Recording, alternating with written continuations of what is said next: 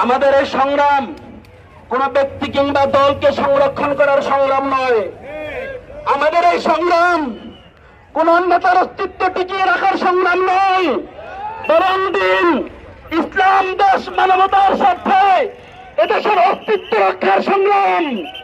সুতরাং দেশপ্রেমী জনগণ যারা দেশের অস্তিত্ব রক্ষা করতে চান, দেশের অস্তিত্ব বিদেশিদের কাছেই তারা দিতে চান না, যারা এই দেশের মানচিত্র হেফাজত করতে চান, তাদের প্রতি উদার্ত হবেন, সম্মিলিত কণ্ঠে আওয়াজ উঠান।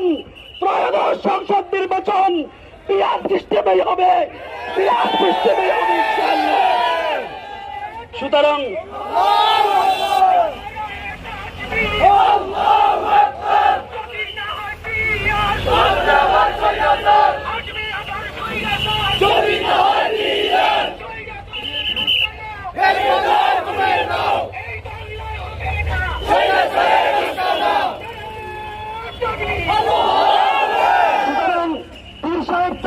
হাতকে কারা কারা শক্তিশালী করতে চান, যারা পীর সাহেব তরমনের হাতকে শক্তিশালী করতে চান,